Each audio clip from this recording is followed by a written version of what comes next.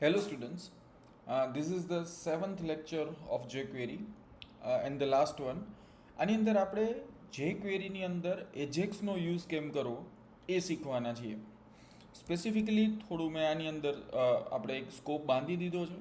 આપણે માત્ર ને માત્ર ગેટ મેથડથી હું તમને શીખવાડવાનો છું.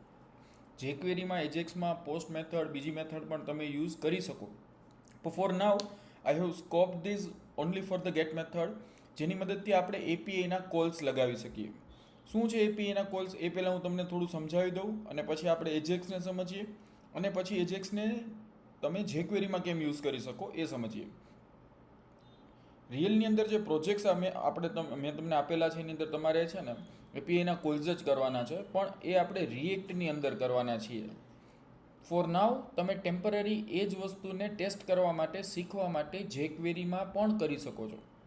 ઓબ્વિયસલી આપણે રિએક્ટ આના પછીનું જે સ્ટેપ છે એની અંદર જ પ્રોજેક્ટ કરવાનો છે, પણ અત્યારે ફોર નાવ તમારે જો ટેસ્ટ કરવું છે તો તમે એક છે સરસ મજાની mockAPI.io એક વેબસાઇટ છે mockAPI.io, એની અંદર લોગિન કરશો એટલે તમે એક રિસોર્સિસ ક્રિએટ કરી શકશો.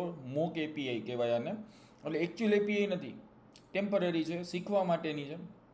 જેની અંદર મેં અહીંયા બનાવેલું છે એક સ્ટુડન્ટ કરીને. આ એપીઆઈ છે જે અલ્ટિમેટલી તમે જોશો ને તો શું છે, એરે ઓફ ઓબ્જેક્ટ. આપણે આ ભણી ગયા છીએ ઓલરેડી, એરે ઓફ ઓબ્જેક્ટ એટલે તમારી પાસે આખો એરે આવશે આ એપીઆઈ જ્યારે કોલ થશે ત્યારે, અને એની અંદર ઓબ્જેક્ટ્સ હશે અને ઓબ્જેક્ટની અંદરની કોઈ પણ પ્રોપર્ટીઝ તમે with the help of dot access કરી શકશો. બેઝિકલી આ એપીઆઈ છે. સર્વર પાસેથી તમારે આ ડેટા જોઈએ છે એટલે એને કહેવાય ગેટ મેથડ. જો તમારે સર્વરને ડેટા દેવો છે, દેટ મીન્સ નવો સ્ટુડન્ટ એડ કરવો છે, તો એને કહેવાય પોસ્ટ મેથડ. એવી જ રીતના પેચ મેથડ છે અપડેટ કરવા માટે, ડિલીટ મેથડ છે ડિલીટ કરવા માટે. પણ ફોર નાવ અત્યારે આપણે જે jQueryમાં સ્કોપ બાંધેલો છે that is specifically for get. પોસ્ટમાં પણ સેમ થશે, ડિલીટમાં પણ સેમ થશે. તમે એક્સપ્લોર કરવું હોય તો તમે જાતે કરી શકશો. અગેન ક્યાંથી થશે તો તમે jQueryના ઓફિશિયલ ડોક્યુમેન્ટેશનની અંદરથી એજેક્સમાં જશો એટલે તમને એ પણ એક્સેસ મળી જશે. Ready? So you can explore this as well. અત્યારે આપણે આ સ્કોપ બાંધીને આગળ વધવું છે કે આપણે અહીંયા ખાલી ને ખાલી સ્ટુડન્ટ્સવાળી એપીઆઈને ગેટ કરવી છે.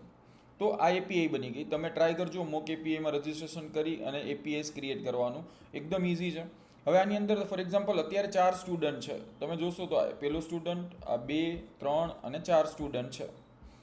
આ એપીઆઈ મોક કરશે, તમને ફેક ડેટા જનરેટ કરીને પણ આપશે. ધારો કે હું એમ કહું મારે 10 સ્ટુડન્ટ જોઈએ છે, અહીંયા મેં ખાલી એટલું ક્લિક કર્યું તો ફેક ડમી ડેટા ક્રિએટ કરી દેશે 10 સ્ટુડન્ટનો.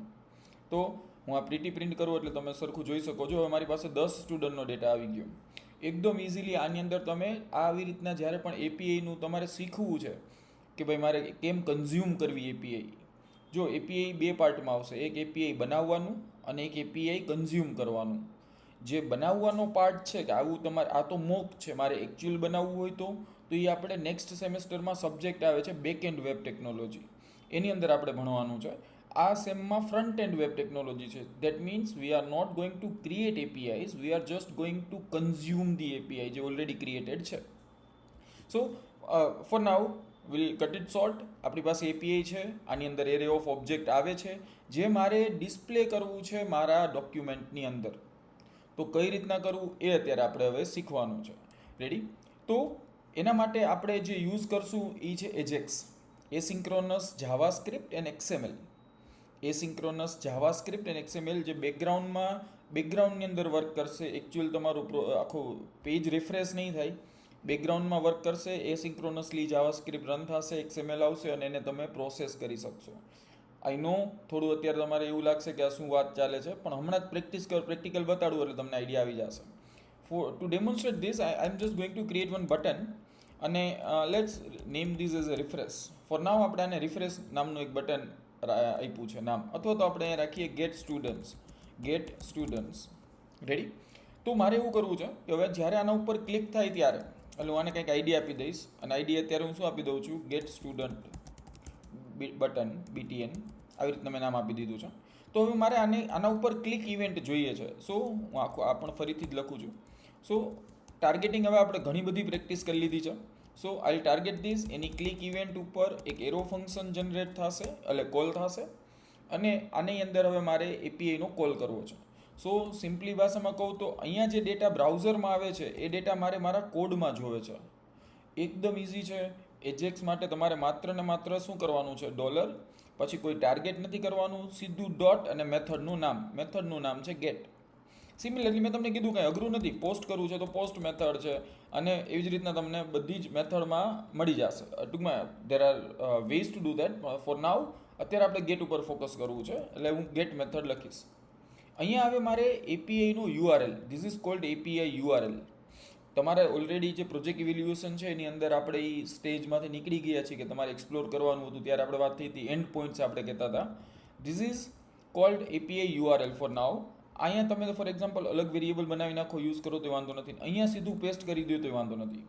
એટલે સિન્ટેક્સ કંઈક આવી થશે. બટન ઉપર ક્લિક થશે ત્યારે ડોલર એટલે જેક્વેરી, પછી એજેક્સની ગેટ મેથડ, અને એની અંદર તમે અહીંયા યુઆરએલ આપી દો છો. આ ડેટા મારે જોઈએ છે.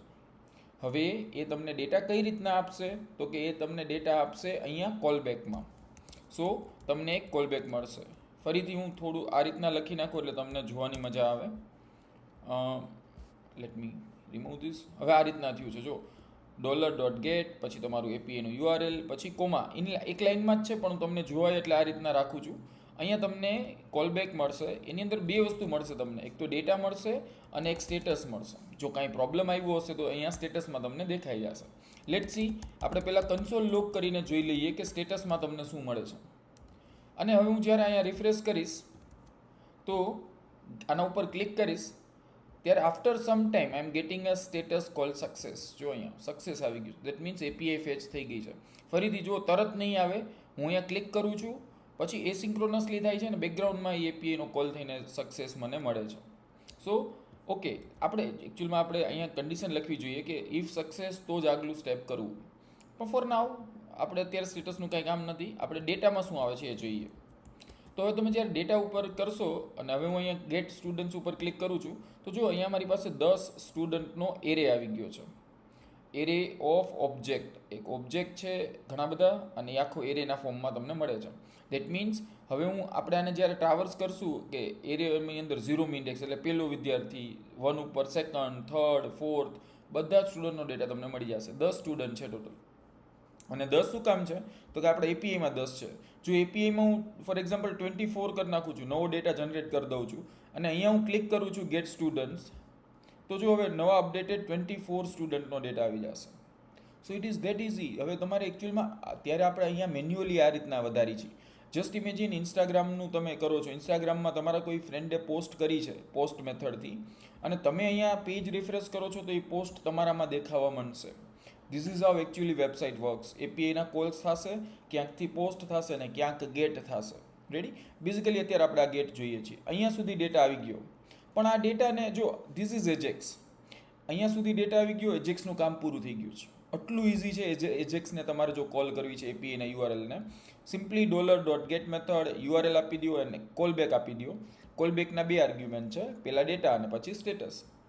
હવે આ એજેક્સનું થઈ ગયું છે, પણ છતાંય મારે તમને થોડું વધારે આમાં ડેપ્થમાં એકચ્યુઅલમાં રિયલ વર્લ્ડમાં કેમ કામ કરી બતાડું છે, એટલે એક બીજો ડેમો હું તમને વધારાનો બતાડી દઉં.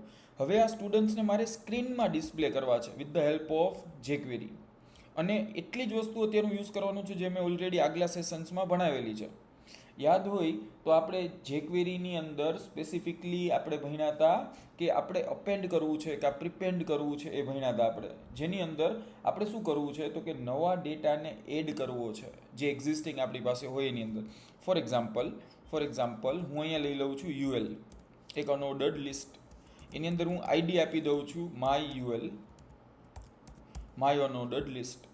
અને આની અંદર મારે કાંઈક વસ્તુ આઈધર અપેન્ડ કરવી છે કે પ્રિપેન્ડ કરવી છે, whatever I wanted to do something like this. તો કેમ થશે, લેટ સી.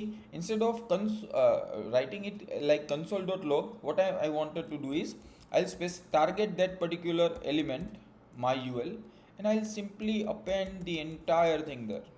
Ideally આમ ન હોય, હજી આપણે આમાં ઘણા બધા કોડમાં નાના મોટા ચેન્જીસ કરવાના છીએ, પણ અત્યારે હું આખો એન્ટાયર ડેટા અપેન્ડ કરી દઉં છું. And let see what will happen. હવે કન્સોલની જરૂર નથી. હવે હું આના ઉપર જ્યારે ક્લિક કરીશ ત્યારે એપીઆઈનો કોલ થશે અને ડેટા અપેન્ડ થઈ જશે એન્ટાયર યુએલની અંદર. તમે ક્લિક કરશો તો આવું બધું આવે છે, ઓબ્જેક્ટ ઓબ્જેક્ટ ઓબ્જેક્ટ ઓબ્જેક્ટ, 20 વાર ઓબ્જેક્ટ્સ આવ્યું. ધ રીઝન યાદ કરો, તમને આખો ડેટા ઇઝ એરે ઓફ ઓબ્જેક્ટમાં મળે છે, એટલે એરે છે. હવે તમારે એરેને મેનિપ્યુલેટ કરવો પડે. અત્યારે there are multiple ways for each use કરો. આપણે ES6માં ભણ્યા, તમે ફોર ઇન ફોર ઓફ એવા પણ મેથડ છે જે ES6માં આવવાના છે. અત્યારે ફોર નાવ આપણે કન્વેન્શનલ વેનીલા જાવાસ્ક્રિપ્ટ જ યુઝ કરીએ. i equal to 0, i less than ડેટાની લેન્થ સુધી, i પ્લસ પ્લસ. હું અત્યારે વેનીલા એટલે યુઝ કરું છું કે તમે ફોર એક્ઝામ્પલ ES6 નથી ભણેલા, છતાંય તમારે જે ક્વેરી કરવું છે તો કઈ રીતના કરવું. આ લૂપ આવી ગઈ. પછી હવે હું ટાર્ગેટ કરીશ મારા એલિમેન્ટને જેની અંદર મારે ડેટા એડ કરવો છે. myUL, હોપફુલી એ જ હશે. Yes, myUL. Ready? So myUL and I will simply append a list item there. હું લિસ્ટ આઇટમને અપેન્ડ કરી દઉં છું. એટલે li/li ની વચ્ચે હવે હું શું કરીશ, ડેટા ઓફ i ને અપેન્ડ કરીશ. Again this is not the complete answer, પણ એકવાર જોઈ લઈએ અત્યારે શું થશે. આમાં એક પ્રોબ્લેમ હવે રહ્યો, તમને લિસ્ટ આઇટમના ફોર્મમાં મળશે પણ બધા again object object object object 20 વાર આવ્યા ઓબ્જેક્ટ. અગેન રીઝન શું છે, તમે આખું આ પ્રિન્ટ કરવા ગયા. એકચ્યુઅલમાં લિસ્ટ આઇટમમાં તમારે માત્ર નામ પ્રિન્ટ કરવું છે ને, સ્ટુડન્ટ નેમ. તો હવે તમારે અહીંયા શું કરવાનું થશે, ડેટા ઓફ આઈ ડોટ, કેમ કે ઓબ્જેક્ટની પ્રોપર્ટી ડોટથી એક્સેસ થશે and then I specify student name. તો એ હવે મને બધા જ સ્ટુડન્ટના નામ પ્રિન્ટ કરીને આપશે. Let's just refresh this and I'll click on this again. તો જો બધા જ સ્ટુડન્ટના નામ આવી ગયા. અગેન એ જ હશે. જો પેલું હેક્ટર, બીજું ડેબ્રા. લેટ્સ સી, પેલું હેક્ટર, આ બીજું Debra. We are getting all the names. હવે કોઈ એમ કે મારે રોલ નંબર જ પ્રિન્ટ કરવા છે ખાલી, તો અહીંયા તમારે હવે ખાલી શું થશે, data of I dot roll number. તો તમને રોલ નંબર દેખાઈ જશે. લેટ્સ સી, આ બધા રોલ નંબર્સ આવી ગયા. જો આ રેન્ડમ જનરેટેડ છે, સો સિક્વન્સ નહીં હોય, રેન્ડમલી આપણે ફેક ડેટા જનરેટ કરાવેલો છે. But you guys get to know કે કઈ રીતના તમારે આવશે. જે ડેટા ડિસ્પ્લે કરવો છે, તમારે ટેબ્યુલર સ્ટ્રક્ચરમાં ડિસ્પ્લે કરવો છે, તો તમે એ રીતના અહીંયા શું કરો, TR ને અપેન્ડ કરો. અહીંયા ટેબલ બનાવી દો, ટેબલ ટેગ. અહીંયા TR અને TD અપેન્ડ કરી દો, એટલે સરસ મજાનું તમારું આખું ડાયનેમિક બની જશે. કેટલી હદે ડાયનેમિક બનશે, જો અત્યારે હું અહીંયા ક્લિક કરું છું. અચ્છા, એક પ્રોબ્લેમ આની અંદર છે. Let me write it like this. પહેલાં બહુ ઓછા સ્ટુડન્ટ રાખીએ આપણે, હું 4 જ સ્ટુડન્ટ રાખું છું અને હું અહીંયા ક્લિક કરીને કરી લઉં છું. જો 4 સ્ટુડન્ટ અહીંયા આવી ગયા છે. Now if I click on 16 students મેં ક્રિએટ કર્યા અને હવે હું જો without refreshing this directly get student કરીશ તો શું થશે, જો તો આગલા 4 એમનેમ રહ્યા અને ફરીથી નવા 16 બીજા આવ્યા. જો હેક્ટર ને ડેબ્રા ને પાછા આવી ગયા. હવે આનું સોલ્યુશન મેં ઓલરેડી તમને ભણાવેલું છે. યાદ હોય તો આપણે જ્યારે આપણે HTML વાળું ભણ્યા હતા એની અંદર આપણે આનું એકવાર એક્સપ્લોર કરેલું હતું કે આઈ વોન્ટ ટુ ક્લિયર, મારે પહેલાં ક્લિયર કરી દેવું છે, એમ્પ્ટી કરી દેવું છે. તો મારે પહેલાં શું કરવું પડશે, before doing this I need to empty the myUL. એટલે હંમેશા પહેલાં જૂનું જે આખો છે UL એને એમ્પ્ટી કરી દેવાનો ક્લિક થાય ત્યારે, and then you need to do this. હવે અહીંયા પણ એક ઇન્ટરેસ્ટિંગ વસ્તુ છે, જો સિક્વન્સ ઓલ્સો મેટર કરે છે. હવે ઓલરેડી આ છે, હું એકવાર રિફ્રેશ કરી દઉં છું. ફરીથી આપણે એ જ સિક્વન્સ ફોલો કરીએ. પહેલાં ઓછા રાખીએ અને હું અહીંયા ગેટ કરાવું છું. ઓછા આવી ગયા છે, હવે હું થોડા વધારી દઉં છું અને હવે હું જો અહીંયા ક્લિક કરીશ તો જો હેક્ટરની રિપીટ નથી થયા, જૂનું ક્લિયર થયું અને પછી નવા પાછા સેટ થયા છે. સો બધી જ મેથડ કામની છે. આગલા આપણા જેટલા પણ ભણ્યા પાર્ટમાં બધું જ કામનું છે. તમે જ્યારે આ બધાના ડોટ્સ કનેક્ટ કરશો then you can do wonders. હવે તમે just imagine what you can do.